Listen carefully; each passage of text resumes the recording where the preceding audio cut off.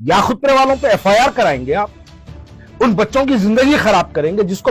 याखुतपुरा वो है जहां से सालारे मिल्लत सुल्तान सलाहुद्दीन ओवैसी साहब अपनी जिंदगी का पहला एमएलए इलेक्शन लड़े, तो जब याखुतपुरे से लड़े और उसको पत्थरघट्टी बोला जाता था। आपको चप्पल लेके भी मारते हैं तो आप बाहैसियत की आवाम के गुलाम नुमाइंदे कारकुन, आपको खामोशी इख्तियार करना है। गच्ची बोली की मिसाल दे रहे हैं, गच्ची बोली पे भी पानी आता, याखुतपुरे में भी आता, ये जस्टिफिकेशन है।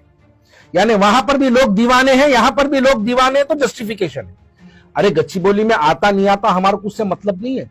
हमको इससे मतलब है कि याखुतपुरे में 65 साल से आप रहने के बाद, आपकी पार्टी का एमएलए रहने के बाद, हमारे 65 साल में आप हमारे हल्के में पानी कैसा आता। याखुतपुरा एक पनिशमेंट कॉन्स्टिट्यूंसी है आपके लिए। पनिशमेंट जैसा डिपार्टमेंट्स में कोई ऑफिसर करप्शन के साथ पकड़े गया या काम नहीं करते हुए पकड़ा गया तो उसको एक पनिशमेंट ड्यूटी डालते हैं।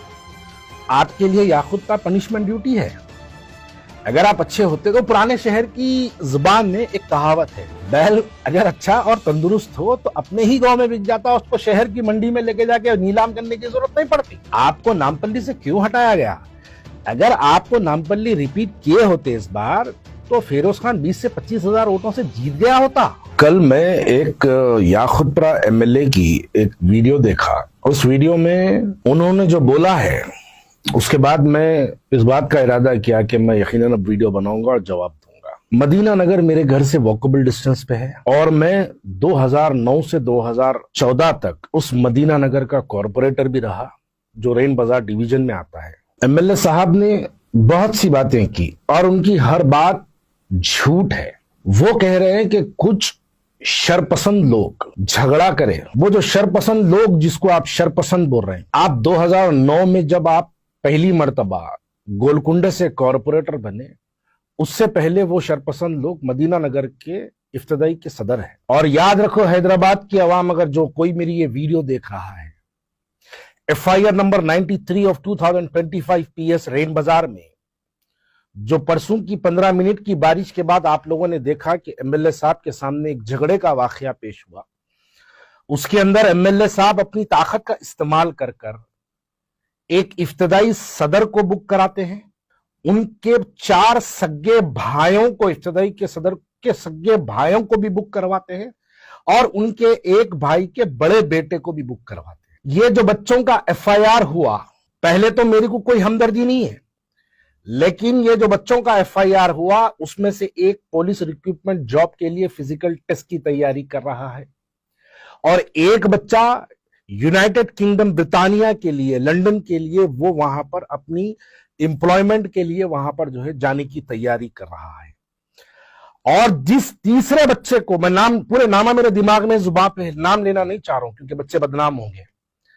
तीसरे बच्चे को जिसने आपने एफआईआर नंबर 93 2025 में जिस बच्चे को आपने बुक करवाया है, वो बच्चा है जो कुश्तियों के अंदर कई मेडल्स हासिल करा और ये वो बच्चा है जो कुश्तियों के अंदर तेलंगाना मुत्तहिद आंध्रा को कई मर्तबा ये बच्चा रिप्रेजेंट करा और गोल्ड और सिल्वर मेडल्स भी हासिल करा। और उस हासिल करने के बाद इस बच्चे को दारुसलाम लाया गया और दारुसलाम के अंदर सदर मजलिस के हाथों के साथ वो बच्चे की गुलपोशी भी की गई थी दारुसलाम। और आज एक एमएलए कल मुंतखब होकर याखुतपुरे से आते हैं, हमारे याखुतपुरे वालों पर अपनी ताकत, अपने पॉलिटिकल पावर का इस्तेमाल कर उन बच्चों को एफआईआर करवाते। क्यों भाई, आपके सामने सवाल करना गुनाह है?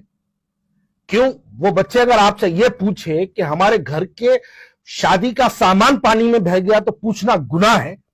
अगर 100 बच्चों के घरों में पानी जाता है, अगर वो बच्चे वो घरों की नुमाइंदगी करते हैं, अगर वो बच्चे घरों की आवाज बनकर अगर आवाज उठाते हैं वो लोग, तो क्या वो गुनाह है? क्या कोई आपके सामने अगर आवाज उठाएगा तो आप अपने पॉलिटिकल पावर का इस्तेमाल कर आप जिस ओहदे पे आज बैठे हैं उस ओहदे का इस्तेमाल कर याखुतपुरे वालों पे एफआईआर कराएंगे, आप उन बच्चों की जिंदगी खराब करेंगे जिसको पुलिस रिक्रूटमेंट में जॉब मिलने के चांसेस है, उन बच्चों को एफआईआर में मुलव्वस करके ताकि पुलिस वाले उस बच्चों को जो है डिपार्टमेंट में नौकरी पे ना ले, क्या उसका इस्तेमाल करेंगे आप? और ये मदीना नगर की जो बारिश है, ये बारिश के बाद जो पानी घरों में आता, ये आज से नहीं है, ये कई सालों से 30-35 साल से जब जब बरसात होती है तो मदीना नगर, यसरब नगर, सादत नगर, आयशा मस्जिद के ये जो हलके है, छोटा पुल के आसपास के जो हलके हैं, इन हलकों के अंदर पानी आता है जरूर। जिन घरों में पानी आता है उन घरों की बरहमी, उनका गुस्सा 100% जायज है। अगर वो आपको चप्पल लेके भी मारते हैं तो आप बाहैसियती आवाम के गुलाम, नुमाइंदे, कारकुन, आपको खामोशी इख्तियार करना है, आपको सवाल नहीं करना है, आपको जाके पुलिस स्टेशनों में बैठ के वो बच्चों के एफआईआर नहीं कराना है। और जिन भाई साहब की आप तायीद करके एफआईआर कराए, वो भाई साहब के बारे में आप जानते हैं, जो व्हाइट कुर्ते पजामे में जो है उनके बारे में जानते हैं। मैं और मुमताज खान साहब एमएलए थे, मुमताज खान साहब 2010 की बारिश, हम वहां पर जो है एक बारिश में वहां पे पूरे घरा डूब गए थे। मैं और एमएलए मुमताज खान साहब उस घरों का दौरा करे थे, तो तब यही भाई साहब घर में से निकल के गालियां दिए थे। आज भी मुमताज खान साहब वोल्टा होटल पे बैठे हुए, उनकी याददाश्त बड़ी तेज है, जाके उनसे पूछिए, यही भाई साहब निकल के गालियां दिए थे। और मुमताज खान आपसे ज्यादा पावरफुल थे, मुमताज खान आपसे ज्यादा ताकतवर आदमी था। मुमताज खान वो अपनी ताकत का इस्तेमाल करके वो भाई साहब पे हमला नहीं करा, बल्कि उनको गले लगा के बोला, हाँ भाई मैं नादिम हूं, आपके घरों में पानी आ रहा है, मैं यकीनन इसका कुछ ना कुछ हल करूंगा। याखुतपुरे वाले कोई काम के मोहताज ना पहले से थे ना आज है। अगर याखुतपुरे वाले किसी के मोहताज है तो सिर्फ मोहब्बत और इज्जत के मोहताज है, आप उनको वो दे दीजिए। अगर आप याखुतपुरे वालों पे एफआईआर कराएंगे तो आप याद रखिए, इसका जवाब आपको इलेक्शन में जरूर मिलेगा, जरूर मिलेगा। याखुतपुरे वालों ने पिछली बार आपको सिर्फ एक झलक दिखाई थी। मैं ये बात कोई चैलेंज और गुरूर और तकब्बुर में नहीं कर रहा हूं, ये बात मैं याखुतपुरे की हकायक जान के कह रहा हूं। याखुतपुरे वालों ने एक झलक दिखाया था आपको पिछले इलेक्शन में, पोलिंग बूथ पे से आंसू टपकते हुए बाहर निकले थे आप, क्योंकि आपकी आधी पूरी सांस रुक गई थी, 808 पे रुक गए थे आप। ये याखुतपुरे वालों का एक झलक थी आपके लिए।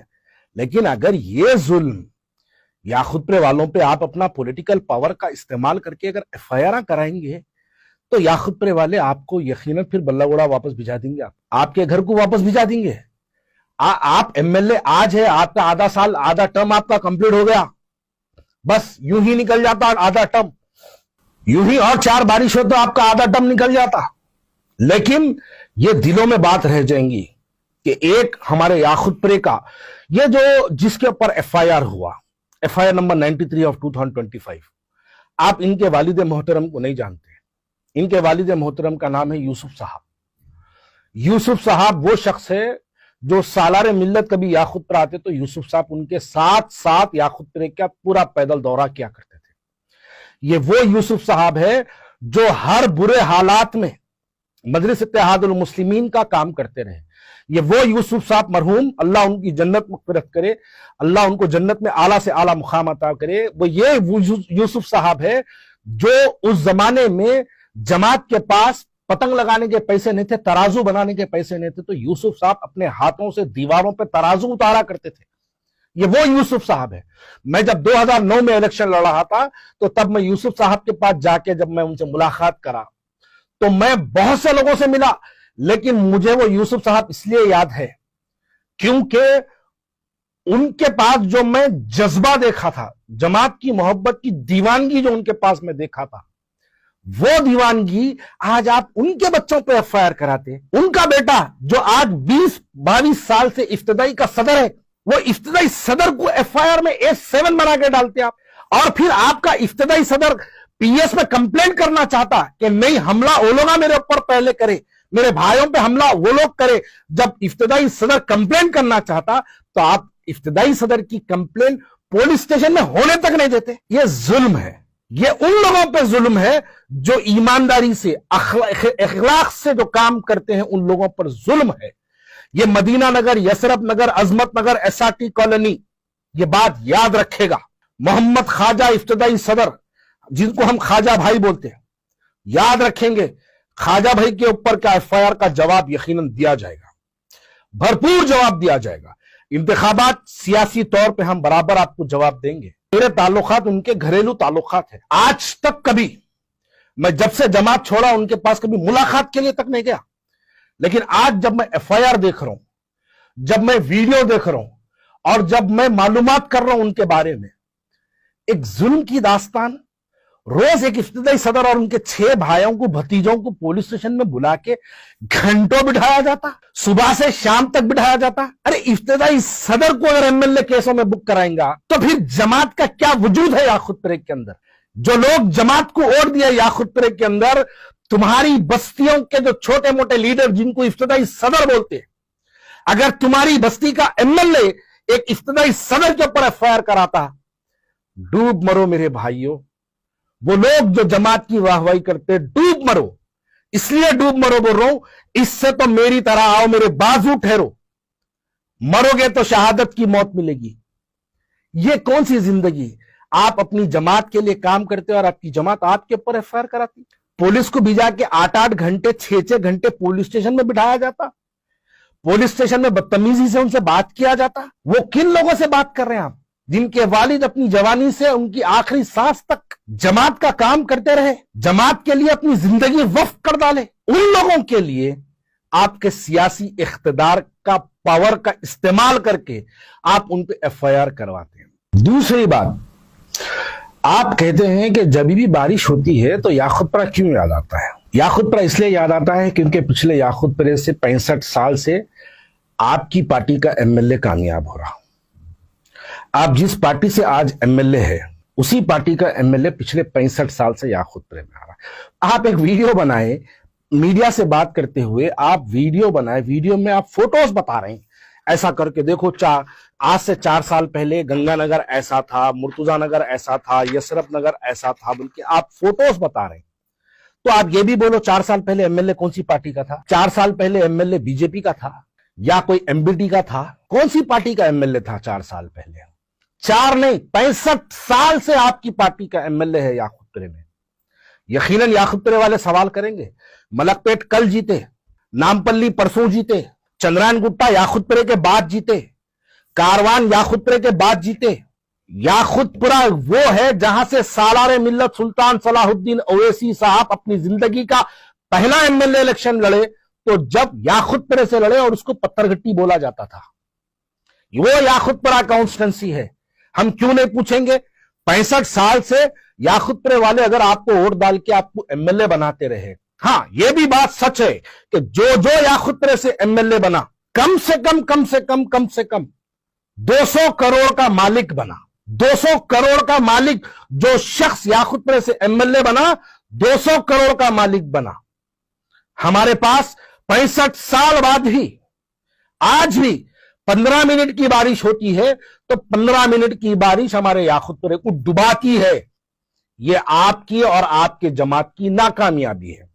और आप पूछ रहे हैं माइंड स्पेस गच्चीबौली में पानी घुस जाता, आप बोल रहे हैं शेरलिंगम पल्ली में पानी घुस जाता, एलबी नगर में पानी घुस जाता, तो याकूतपुरे में घुसा तो क्या बड़ी बात है? याकूतपुरे में माइंड स्पेस की हाईटेक टेक्नोलॉजी नहीं है। याकूतपुरा क्या है आप वो भी सुनिएगा। हल्के असेंबली, आप गच्चीबौली की मिसाल दे रहे हैं, गच्चीबौली पे भी पानी आता, याकूतपुरे में भी आता है, ये जस्टिफिकेशन है। यानी वहां पर भी लोग दीवाने हैं, यहां पर भी लोग दीवाने हैं, तो जस्टिफिकेशन है। अरे गच्चीबौली में आता नहीं आता हमारे को उससे मतलब नहीं है।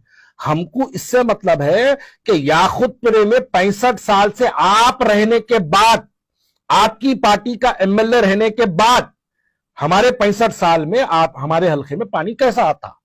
हमारा सवाल यह है, 15 मिनट की बारिश में हमारा हल्के डूब जाते, 15 मिनट की बारिश के अंदर हमारे 150 से ज्यादा घरों के अंदर हमारे पानी घुस जाता। ये आपकी, आपके जमात की नाकामयाबी है, उसकी नतीजे है। आप उठा के पेपर बता के बोल रहे हैं 4 साल पहले पानी के फोटोआं डाल रहे हैं चैनलों वाले। मीम टीवी की जो ग्राउंड रिपोर्ट हुई है, मैं वो ग्राउंड रिपोर्ट की टीम को मुबारकबादी देता हूं, सलाम पेश करता हूं। पहली मर्तबा तारीख के अंदर आप लोगों ने बरसात के फौरी बाद आवाम की तकलीफ को दुनिया के सामने लाया। उसके बाद पहली मर्तबा तारीख में ऐसा हुआ कि एक एमएलए को प्रेस कॉन्फ्रेंस करके बोलना पड़ा कि मैं हल्के के अंदर पे काम कर रहा हूं। इसके लिए मीम टीवी की टीम को मुबारकबादी पेश करता हूं। हाँ, मैं जानता हूं दूसरे चैनलों वाले नहीं डालते, मैं दूसरे चैनलों वालों का नाम नहीं लूंगा, लेकिन वो लोग नहीं डालते। इसलिए नहीं डालते, कोई वक्फ की जमीन का लुटेरा है, तो किसी को महीने को मामूल मुकर्रर है, अगर कोई चैनल वाला नहीं डालता तो उन्हें क्यों नहीं डालता? क्योंकि उन्हें खुद वक्फ की 3 जायदादों का किराएदार है। उसकी बात जमात जानती है, जमात के सदर मजलिस जानते हैं, इस वास्ते उन्हें जमात के खिलाफ नहीं डालता।